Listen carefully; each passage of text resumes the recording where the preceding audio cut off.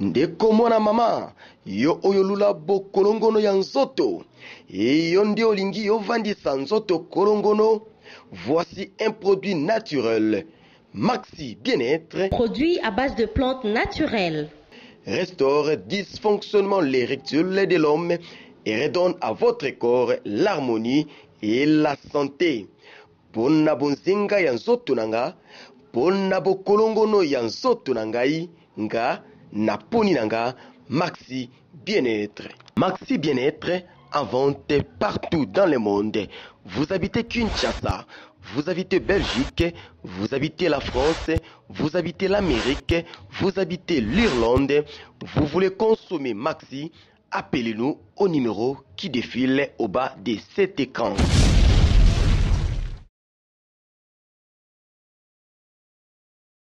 Nous sommes ravis de vous savoir très nombreux branchés à votre site www.congomillennium.com et surtout connectés à votre émission préférée qu'une réalité l'unique et le seul émission qui vous présente toute la réalité de Kinshasa. Nous sommes habitués à vous servir, à vous donner toutes les vraies informations et surtout vous mettre en actualité de tout ce qui se passe ici à Kinshasa. Aujourd'hui, dans une réalité, nous avons prévu pour vous un sujet aussi amusant. Oui, le sujet est amusant parce que c'est un phénomène, c'est juste une décision qui n'est pas encore prise, c'est encore de rumeurs, mais malheureusement, ces rumeurs ont fait beaucoup de bruit à Kinshasa. Oui, il s'agit du phénomène Tchel. Il semblerait qu'une décision voulait être prise. La décision en question concernait il s'agissait de mettre fin au phénomène de Tchel, ou soit d'arrêter toutes les prostituées de Kinshasa.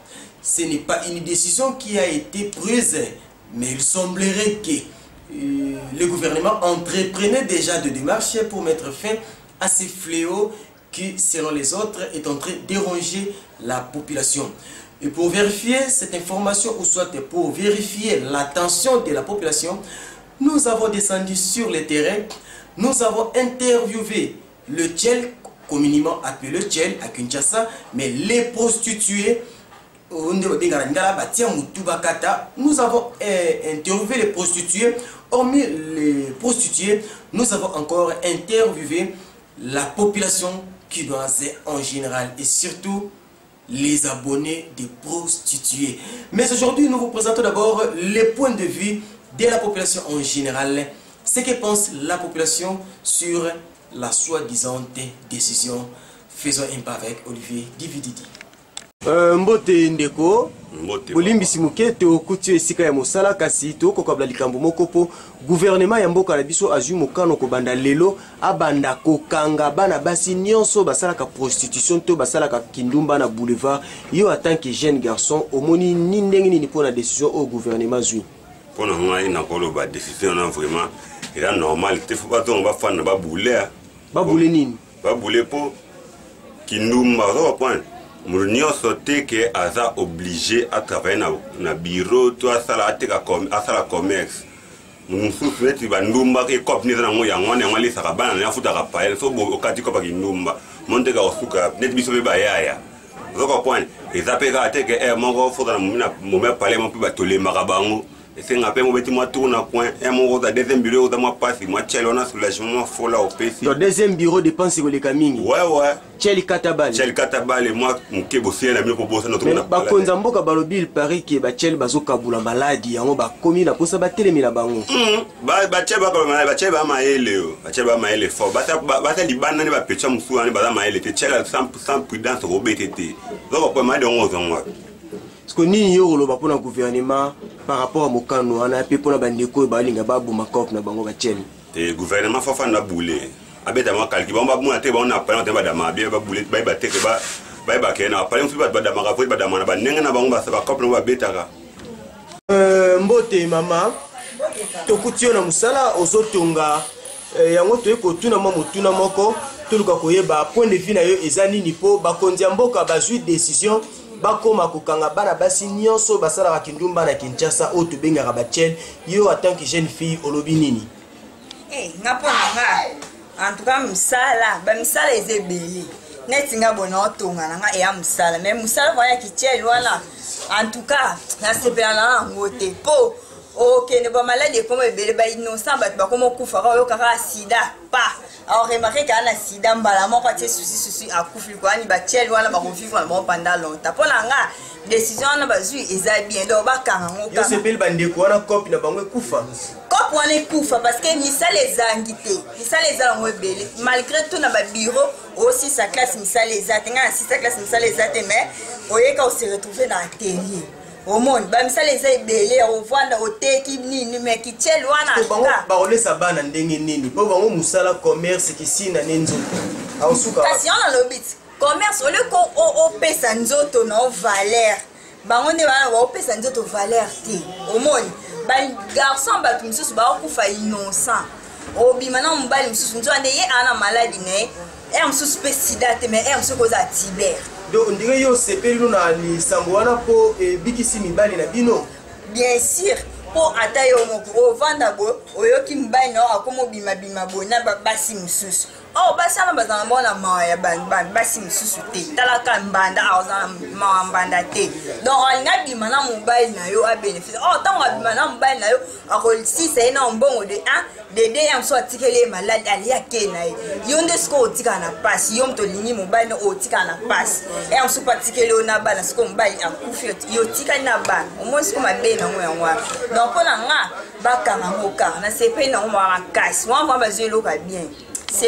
Mbote ndeko olobi nini mpona décision au gouvernement mpe bakonzi ya mboka bazwi ya kobengana mpe kokanga basi ya ndumba oyo tobengana na kisasa bachele balobi balingi lisusu mosala ngo te bazwi mokano bakomokanga bango yo atanke jeune olobi nini nga mingi oloba te mais toyokaki mpona ne bazolobela yango esenga fo batikela biso ta mpo bamere apale kotoka kaka bamere apale rano ya makasi bamere balingi kosenga biso balare ba 50 bal ba 70 bal siko biso ozala baniveau wana te mpo babulo na kongo ya ti esengaki bapesa biso babulo ya te siko bango nde eza bongo fo batikela biso bango mpo bazongaka biso mwa crise mwa idéologie ya toni moko oya mpe boye rapide mwa shoma obendi mwa makolo esali mwa système mais nde baprésent bakomokangela biso babalance na biso bazoboma biso jeu fort donc ekomi rano bamere apale balobi donc ekomi soki bamoni kaka plainte to tcheli na nzela bakangi siko bino bayaya bozomona teke risque eza makasi donc risque ya makasi mpo batikela biso bango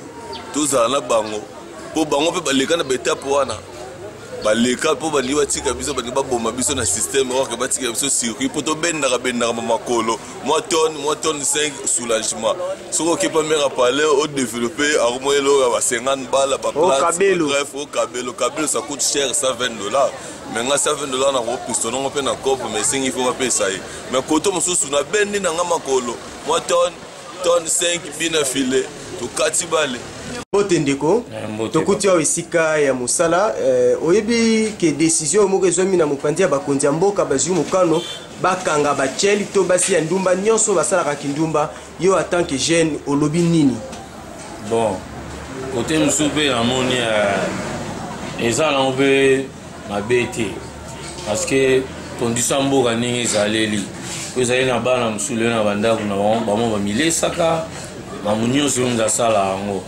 soki lelo asala mosala soki lelo boboyi mosala wana so aza na mosala mosusu te omoni te ete ezala bien te malamu bobongisa mboka aposo obongisi mboka bokwesi mibeko wana banti baoyoka meta mboka nana ebongi te mboka ya mbutu esika ya ovivre yango azovivre akotika yango te mbala moko parceke aza na mosala mosusu te aza na mosala kaka ya kotekaka nzoto ne na butu est-ce que yo moni te ke kopekisa basi ya ndumba wana quelque part baniokoli mpe bilenge mibali oui baniokoli mpe bilenge mibali ebele na mosusu baza na bafo baje akokota na mobali esika boye nzoka aza na baekiri ne ya mibali ya bakuluna boye esika namonaka babien ligene na bato bayibe mbongo nyonso donc eza kaka mpe emo eza mpe bien kakoboya yango emo mpe eza mpe kaka mabe mabe to pourquoi bakoki kopekisa jamais mosala wana ya kindumba baavantage ya mosala wana eza nini surtout pa bajeune epa na bajeune garçon bajeune fille bajeune garçon avantage nini batrovaka nsima ya bachele bon eza na bajeune ebele mpe lelo bakutana mpe na baku ebele na mamba basi donc babayaka mo mpe kovivre na mwasi mwa jetem bamo préféré soki mposa nzoto na ye akelukani mwasi ya ndumba yango mosi bato mosusu mpe balinga batielanga bazalaka na bango bazwaka mpe combien basi ya ndumba ngo par passage bon eza nango sale pa basi mosusu eza na mwasi mosusu bomoni we 1000 fois eza na basi mosusu nete oyo babo marché wana ba $200 mais oyo leki olala na basite awa osombileka akwanga na Thomson olali na oye yo sikoyo koloba nini mpona bakonza mboka na nyonso wana bon nga na mpona bakonza mboka babongisa na makambo oyo nanu peuple aza nango mposa apres bakotalela makambo wana ya batiele parce que condition mboka eza nanu bien te tozovivre na bandako donc na ndenge na ye yango bajeni garso mosala mamu na ye moko mwasi bakomosani kindumba na ndenge kasi mbote ndeko mbote papa bakonza mboka balingi bazwa mokano ya kobanokanga basi ya ndumba yo atanke jeune olobi nini bon nga simplice mpo na nga première chose nasepeli na likambo wana makasi do na minute oyo basi ya ndumba baleki ebele do neti biso tosalaka na kimbuta awa na couloir kimbuta a partir pena ya ba 20h 21h okoya na mwana no place wana te basi ya ndumba il faut bakanga bango nyonso donc nde eza wana kutu mokonzi oyo alobi mouvement wana biso bato ya moto toza toyebi batindeli na bango nyonso tobanda okotisa bakonzi ya mboka donc batindeli mosusu yango oyo baluka omoni tole nyonso bo nyonso eza tinel batieli na butu bapridance eza wana ebele papa nalobi boye bakonzi nakosepela mingi bokanga basi ya ndumba nyonso soko bazosala kindumba baza na mikanda te ya leta mpona toyebi ndumba aza na mikanda ya leta oyebi kende aza reconni na niveau ya leta carte de vaccination eza te mosala kindumba kaka public eza normalité ndeko wana badeklare balobi soki lelo bakangi to bapekisi mosala wana bango bakokobokola bafamille na bango te papa wana eza mosala te kobokola famille te misala ezali teka ata fantaisie teka fantaisie bakobandela koteka eza te bango basala kindumba na eke wapi oyo depanda kindumba mbongo wana eke wapi ya kolia ndenge nini papa bakanga bango naza makambo ebele ya koloba te il faut bakanga basi wana babebisi mboka makasi tala totondi na prison mpona makambo wana naza makambo esanga mpasi mingi ndeti biso osala komona dj duka na mécanicien donc osala mosala osali loni na ntongo bokuta bapréservatif wana donc yakitoko te donc ezobebisa vraiment donc mama boye mpo osuprimango ezalaka te ezalaka te mpo ezoboma mboka moye toke liboso ya te mpo masumu eleki mingi eloko wana nini bango soki bakangi yango bakolesa bana ndenge nini bafamille na bango elia deja batekaka mai azoteka mai mpo azwa bongo bango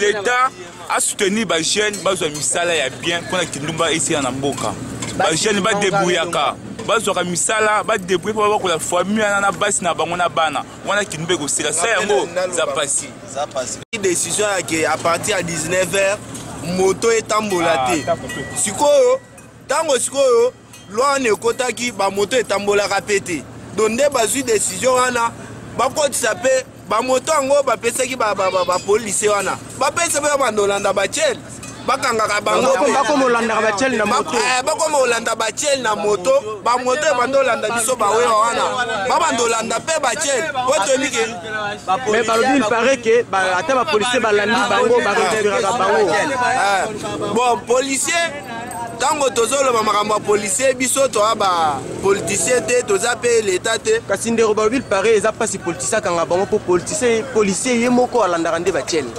policier alandaka batiele mais moko bango na bango bazalaka so nini bayokanaka donc balandela lwa mibeko mwa ndenge ezosenga po te tokoma tout droit donc elongo azala na ngwangwana ndeko yo olobi nini mpona décision wana ya kokanga basi ya ndumba bon ye moto azwi décision wana ya kokanga basi ya ndumba alukela basi ya ndumba mosala oyo basi ya ndumba bakosala basi ya ndumba bakoma kosala mpo batikaki ndumba babile pare bana yango basungaka makasi bagene yo en tant que jeune balobi bino nde bosungamaka na mosala wana estce bosepela ekangama kaka ndenge wana vraiment nanga na kosepela nanga bakanga yango mais sikoyo na mawana yoka ne po basa ndumba bana musala osala te aye muntu azana zibula na okanga basa ndumba azukira bango santati kota bango po akanga basika musala. Oui. Olobi nini ndeko? Bon ndeko pona nga bakanga bango. Mwasi azali pona ndako libala. Azali teke posala kindu. Mais mibali mbongo kobala basi ezate. Papa babota biso bango nyonso babala na alliance. Ata izwa yaka tovanda tokofuta na niongo. L'état est même 6 mois na ndako. Za mwasi ne confirmé. Poni baba kosala ngoti.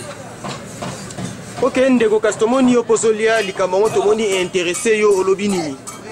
Papa, pona nga vraiment ata bokangi bango te somme eza te mpona nini conjoncture ya mboka eza mabe kinduma mosusu ezosalema mpona pasi babongisa nde mboka makambo mosusu ekosila nango abu pia estce moteke bato wana babokolaka bafamille na bango soki bakangi bango bafamille na bango ekosuka ndenge nini? bon bafamille na bango bakoregrete parce que bakangi bandeko na bango donc yango nyonso kaka ezokosilibaze toujours conjoncture ya mboka eza mabe batika bango basala musala na bango soki babongisi mboka makambo na nyonso ekosila seke ndumba mpe moto ndumba aza nde moto olobi nini papa mpona décision wana bazozwa?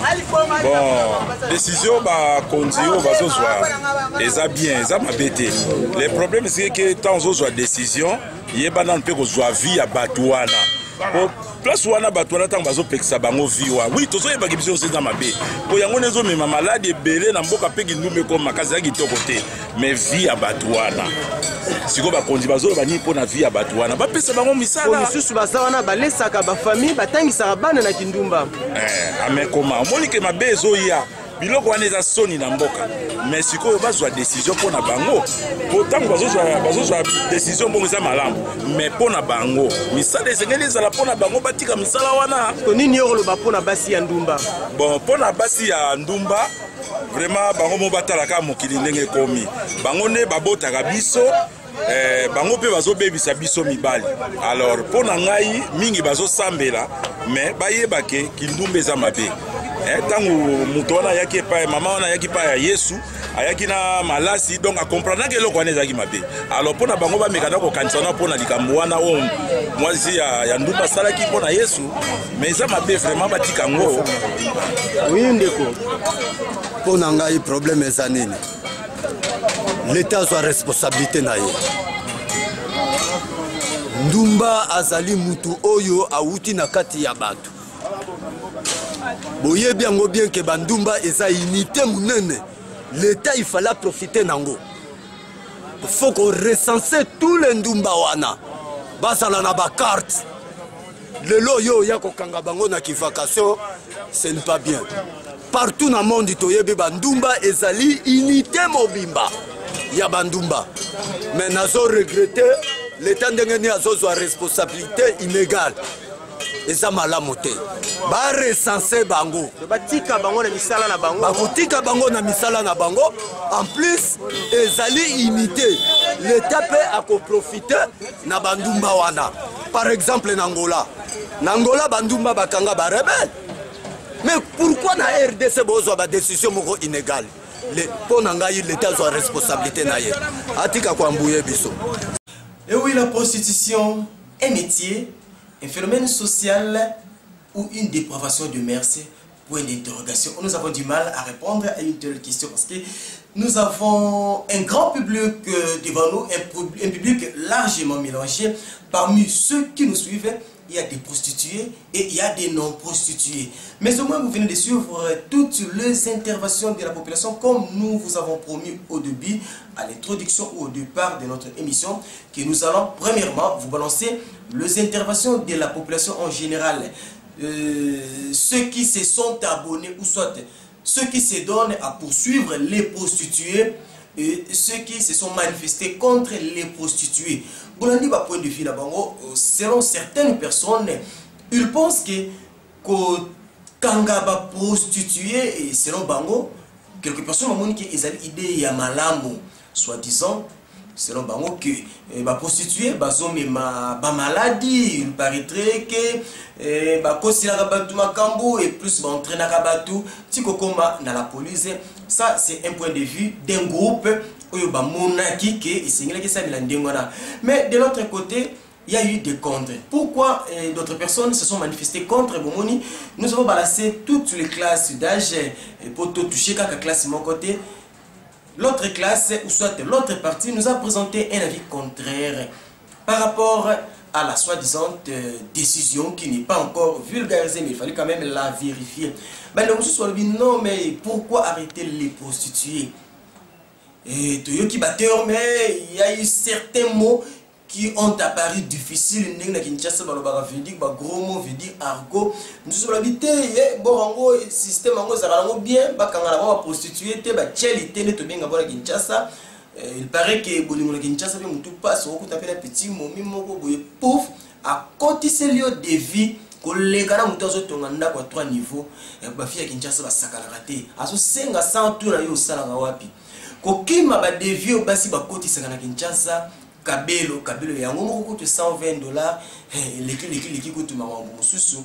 Ok, nga moussou pantalon ya jean bien à Kinshasa, na ebisibino 20, 25, ils ont su ça baya ya mitou.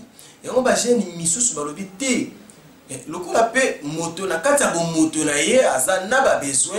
Il y a des besoins conscients et des besoins inconscients. On n'a pas le temps de les développer, mais au moins parmi les besoins inconscients, il y a qu'à 5 motos parfois à Bendeango, il y a le besoin, il y a des relations sexuelles. Pour eux, les prostituées, les sungaka bango.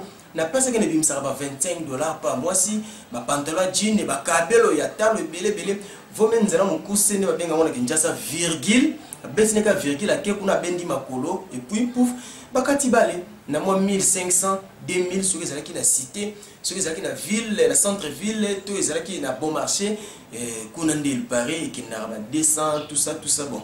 On ne sait pas vraiment, mais nous allons encore bien les savoir avec Bango Moko, ba prostituée. Certaines personnes, dans le but de oui, quand on va prostituée, ils ont ma bêté. Mais est-ce que c'est ça la priorité?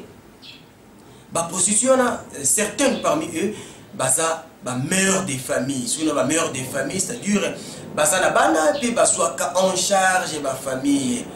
Mais ce qui est vrai dans le monde entier, la prostitution est connue. Moi, je ne soutiens pas la prostitution, mais c'est quelque chose qui est connu. Moi, je pense que c'est ma question de les réglementer.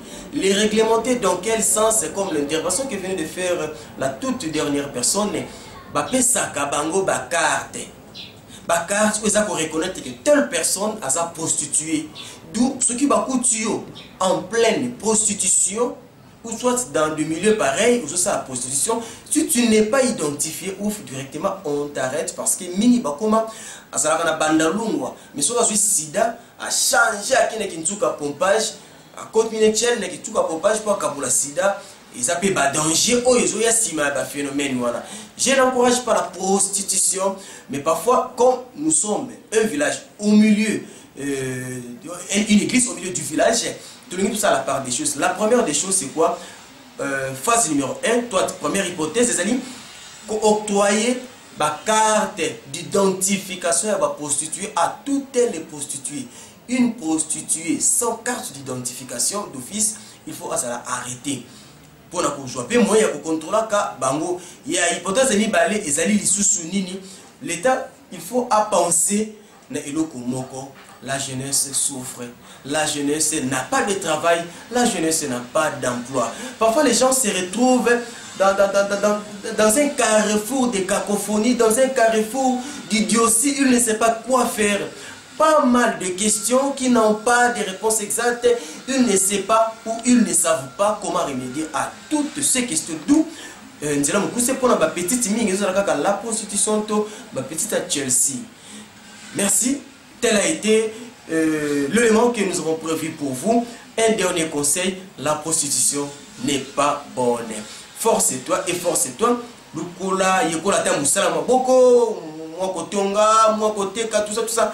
Tous, nous savons que les filles congolaises et surtout quinoises en particulier, cherche-toi quelque chose à faire ou mise en charge d'une manière honorable au lieu de passer par la prostitution. Vous aussi, vous qui faites toujours recours aux prostituées, un conseil gratuit. Les maladies sexuellement transmissibles sont nombreuses. Même la capote, tout le préservatif, voilà, il arrivera des fois et pas sous caca. Et ce qui est pas sous qui, vous connaissez la suite. Merci à vous tous qui nous avez suivis sur le www.congomillenium.com. Si vous avez aimé cette émission, de premièrement, grand merci à celui qu'on appelle le boss de l'air boss. On l'appelle le boss fantôme, l'homme du millénium. Grand coucou à toi, mon directeur général. Grand coucou à toute la grande équipe de Congo Millennium. Là, je vois Olivier Dividi, Chocolat Chaud et Namoini Soussoukuna, Lisette, la taille olympique, Deborah Kiboussou, la grande dame. Et pourquoi pas Balbine Ngwissi, poupée et fragile. Grand coucou et grand merci à celui qu'on appelle l'homme Gianni Vechache, le vieux qui est Syrie, qui assume, le vieux Désiré qui est bien la ministre. Grand coucou au couple hollandais, le couple Lorenzo Nyota depuis Hollande. Et surtout, elle, je ne peux pas l'oublier, c'est ma fille chérie. Bébé Christina la belle, grand coucou à toi mon bébé. Devant la caméra, c'était bel et bien votre humble serviteur Bello Belcam, le défenseur de l'équipe Papa Na Christina. Et derrière la caméra, comme d'habitude, c'est toujours et encore les chocolats chauds Olivier Divididi. Bye bye, à la prochaine.